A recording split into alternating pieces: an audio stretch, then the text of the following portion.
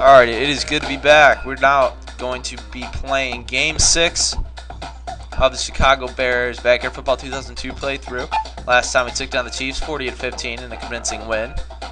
And now we'll be taking on the 4-1 Dolphins of the Backyard Conference, I believe. We'll check that out. Yes, the Backyard Conference. And the Broncos just took down the Packers for us, which is going to help us out in our standings. But we won't worry about that too much. Let's go and move on to our game against the Dolphins here. So I got to shake up my offense a little bit. Didn't change much in the playbook. Everything's working out right now, but it's a little. I'm playing a vanilla offense right now. I'm just working Sydney Weber all day long on the swinger play, and she is struggling with her kicking game today. So I'm gonna have to change this up. See if I don't have somebody that can replace her. Jorge's got 6. And Ahmed does as well. I'm going to put Jorge in as our kicker, or whoever's not in the game at that present time. Well, no, we'll put Ahmed in to block, and we'll put Jorge in to kick for Angela, but I'm going to have to remember to change that guy up next time. Looks like we're getting beat in the A-gap on our kicks, so I'm going to put Ahmed there for Ronnie Debs and have them block the outside. I want to give Sydney Weber a little bit of break in Angela as well. Hello and good day to you. So we are taking on the Dolphins, fittingly, in Emerald Lakes Marina. That makes sense. I like that the game sometimes has certain teams play at certain locations purposely, like the Rams play at Rocky Vista. So, you know, that would make sense to be in a mountain. I like that they do that with the Dolphins as well. I believe they do it at the Orcas and the Backyard Football GameCube as well, which is cool, and I'm glad they think through where certain teams will have home fields or not. I don't know if they have that for every single season that you'll play. And I would like if they kept career statistics in this game. I know they're in backyard basketball, but not in 2002. So it looks like they got Brett Favre-less. 1, 2, 3, Favre 3. 1, 2, 3, Favre. 11, 12, 13, Favre team. That's Favre-less. I know I'm not John Madden, so I won't be salivating over Southern Miss Boy. And he's breaking tackles left and right, getting through the gap there. And that is hurting us. Usually the running plays that the other team runs don't hurt us too much. And our bread and butter, the pick. So I'm going to get this one to Jorge, get him off to a good start. He got a pick and a reception here. And he is out to the 17, oh, the 20. I swear that ball is out at the 17-yard line. So I'm going to try to throw this. I'm just going to throw this one away. Hey, go in the pavilion. Smash through the wood. Oh, enchiladas. That sounds good. So the game is slowed down now, but Sydney Weber's trucking in for the rushing touchdown. The longest run of the year for our team, getting 20 yards on that run, getting us the early 6-0 lead. So they're going with the all-out blitz here. See if we can hold them off, and we do. And we split the uprights, giving us a clean 7-0 lead here. 29 seconds left to go in the first quarter. No, that is not the 29 seconds you're known to recognize in normal football, NFL football. VFL football, that's half a quarter. So another pick for Ahmed. He is just racking up the interceptions. He's got to be a league leader right now. Has to. So I'm going to get Sydney another pass, and she does not reel it in. Jumping like a rabbit for that one, way up into the air. And I'm going to throw this one away. Maria Luna, great hands. So if you're going one-on-one with her, trying to loft the ball up, unless you got Ernie Steele there, you more than likely are going to throw an interception. So I'm just going to throw my bread and butter. Get Sydney Weber a pass. Couldn't hold it. Yeah, another sport would probably be nice. He does make the catch this time, though. And all the way down to the 1-yard line. Cover your eyes. And I'm going to try the out route to Ahmed Khan, and he makes the catch, getting himself a touchdown. No yards on the play, though. And rocker step for the TD. And that is off for sure. Oh, dear. And no, splits the uprights, even though that diagonal thing is off. And please don't go out of bounds. Why, thank you. Although I'll probably end up at the 40 anyways. I just got terrible tackling here between Ahmed and Ronnie. That's the one thing. Kenny Kawaguchi doesn't have as good as tackling as Ahmed, but in every other category, Ahmed is worse than Kenny, but he does get a pick there. Brett Favre, you're struggling today. You got 3 picks already. I'll pick your nose too. There you go. So get Jorge a reception, and maybe not. And looks like I'm gonna probably throw this one away. Not a chance there, and I love how that crowd goes wild, even though no crowds in sight for me. And Brett Favre making the sack. And because my punting game is a little shaky, you can do this in 2002. I wouldn't recommend it in the other backyard footballs, but 2002 you can do it. And could I get the first down? Yes, I could. Huge play for Sidney Weber, and that'll allow us to hopefully get 3 scores here in the first half. So get it to Jorge. Not as sure-handed as my friend Ahmed, but I want to get him a TD. Outrunning Brett Favre for the TD. Lay down in the muddy old end zone. Touchdown. Yeah, shine those glasses. And might as well go back to the well. Try to make another field goal here. Extra point. And that's off the upright. And the original backyard football, regardless of usually if you kick it low, it'll still go in. It won't hit the crossbar, but it does here in 2002 for some reason. Looks like some of my guys are getting a little fatigued. You got to watch Maria. If she's going out against one-on-one coverage against one of your poor cornerbacks with not as good hands, she'll probably beat them and make the catch. So you got to watch her. She wears the pink dress, but she's got some good hands. And Horace Ahmed, what are you doing? Just run away. Just run away.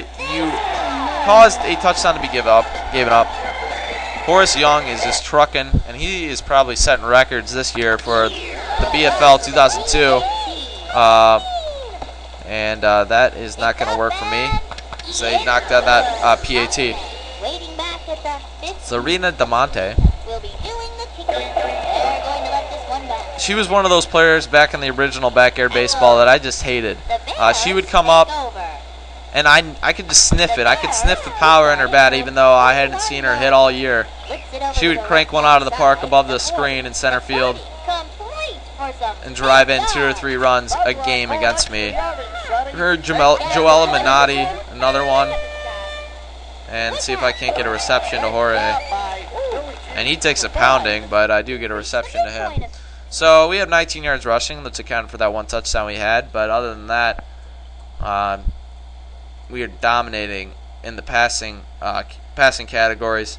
3 turnovers, all accounted to Brett Favre, which is a good feeling for me. And they're a good rushing team. You would think Brett Favre would lead them in passing areas. He's struggling. So we get the ball here to start this first half, and they have the onside formation. But don't pull the Saints in the Super Bowl. Instead, kick it off to me, and I get it to the 40-yard line. Nice return by Ronnie Dobbs, my closet kick returner. And let's see if I can't get it to Jorge. Nice short out there, and get out of bounds, prevent the fumble. And we'll draw up a little corner action right now. Out to Ahmed Khan, across the middle. He'll take it out to the far side, and he is in for the 6th. That is a feat. You're the man. That goes on my resume. I once ate 3 pizzas. Everybody loves that. And he is loving the uprights today. The good old metal. Could be up to the 28 points, but Jorge is bringing me down. My kicking game is like Alabama's kicking game. Everywhere else, my game is solid. Kicking game is lacking. So Horace Young taken down. And he is not going anywhere. Dropped for a loss in 2 consecutive plays.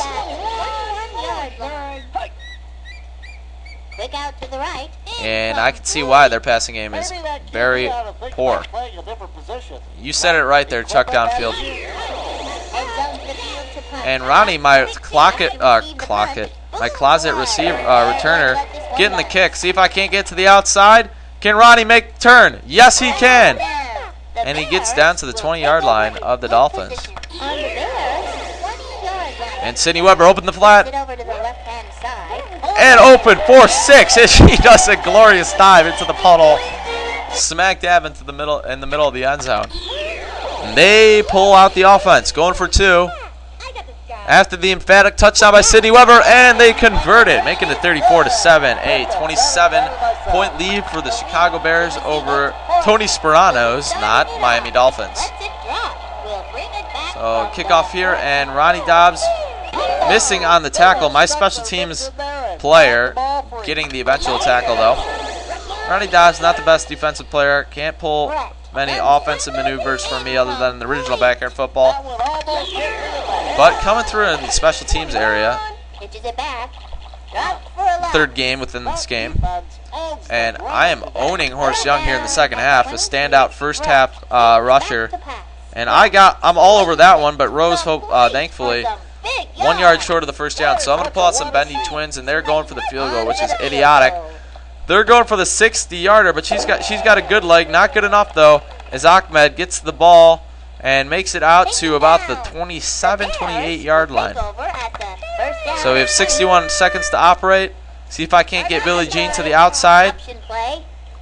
And I dive ahead. Her long legs and arms stretching out to the 41 of the Chicago Bears, at my 41. So I'm going to run to the outside, take advantage of slower defensive linemen and linebackers whenever you can.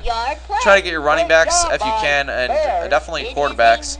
Donovan McNabb is great for that, to the outside, get a few rushing yards for yourself. So I'm going to pull that one again if I'm not already tired out. And that is another good game by Billie Jean Blackwood. She's the bread and butter that I took the Super Bowl in the backyard football original, and now she's coming through for me here in 2002. And Sidney Weber, a big run, packing on the all-purpose yards. That was not a passing touchdown, that was a rushing touchdown. Correction. And they try to tack on the 2-point conversion, and off Ahmed Khan's Walkman, off his headphones. Take them headphones off, Ahmed. And Maria gets the squib. Ronnie Dobbs, the standout special teams player, misses his tackle. Brettler, Raskin Gators back home. And Angela Delvecchio has been all over Horace Young here in the second half, rushing for the Dolphins' only touchdown of the game, making an impact in the rushing game. And that is our second touchdown allowed in 2 straight games off of a fumble. One by the Chiefs and one by the Dolphins. That is a bad omen for us, but thankfully we have a commanding lead. And I think of this 2-point conversion, we could have the same score that we had, and we do. Same score that we had against the Chiefs is now arisen against the Dolphins. Very strange, very eerie. Apparently, this is how we play the backyard conference teams. So I'm going to dive. I'm feeling a fumble. He's getting fatigued, so I'm going to dive out there, and we'll put Ronnie Dobbs and Jeremiah in. It's about time for that. Sydney's doing great energy-wise in the last couple of games.